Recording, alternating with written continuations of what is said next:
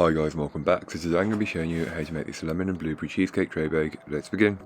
To get started on the recipe, you'll want to blitz your biscuits down into a fine crumb, then add your butter and blitz again until they're fully coated, looking like wet sand. Then grab yourself a 9x9 inch cake tin which has been lined with some parchment paper, then transfer the biscuit mixture into the base of it, spread and level it out as best as you possibly can, then compress it down.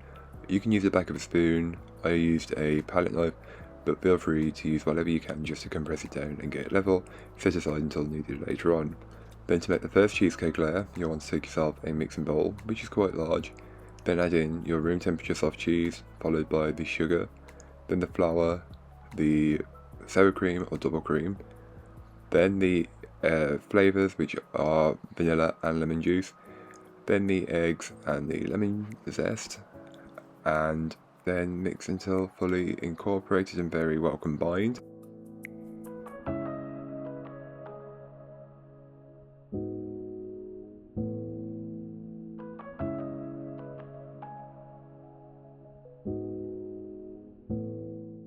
Just continue to mix until the mixture is smooth and glossy. You should have no visible lumps in it. It should look a lot like this, a lot smoother, glossier, and it should have a slight runnier consistency. Scrape the bowl down, then set aside until needed later on. To then make the blueberry cheesecake layer, take yourself another mixing bowl and place in all of the ingredients like you did previously, and mix everything together until it's fully incorporated. The mixture should be smooth and glossy. The only difference is this one will be a much brighter purple colour, and that is due to the use of blueberry powder. And if you can't get blueberry powder, feel free to use blueberry jam, but just be mindful of the amount that you use.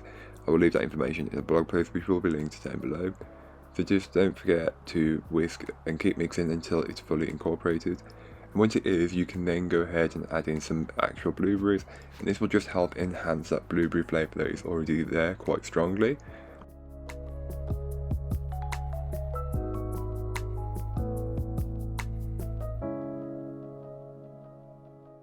You can then start to layer the cheesecake, so I like to start with the purple or the blueberry layer.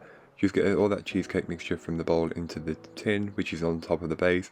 Level it out as best as you possibly can using a palette knife or a spatula, then top that with the lemon cheesecake and just repeat the process, but being careful not to see the purple underneath. You want it to be pretty well layered, and mine turns out pretty well. You can't see it right now, but when you cut into it later on, you'll be able to see that it's not even and not level, but hey, we're not expecting that.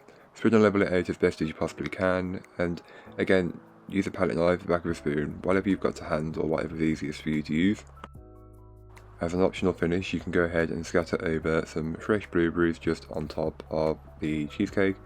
Then you can cover the top of the cheesecake with some silver foil and then place it into your preheated oven and bake it up. All that information will be in the blog post which will be linked down below, so don't forget to check it out if you're interested. So once fully baked and cooled, you can then cut up the cheesecake. As you can tell, it looks delicious, and I can promise you it was delicious. Cut this into as many or as few pieces as you like. As this is very rich and it's very flavourful, you only need a small amount, so I cut this into 16 and that makes it perfect to share with, so I took some to work, gave some to neighbours and shared it with family and friends also. But again, it's completely up to you how you make and share this cheesecake, that's not my choice.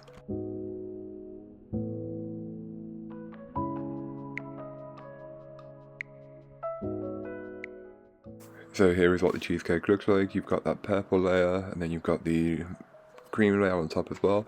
But here is what it all looks like. It's such a good cheesecake, and especially for the end of summer, start of autumn, it's perfect as you'll still have blueberries available to get in the supermarket or growing in your own garden.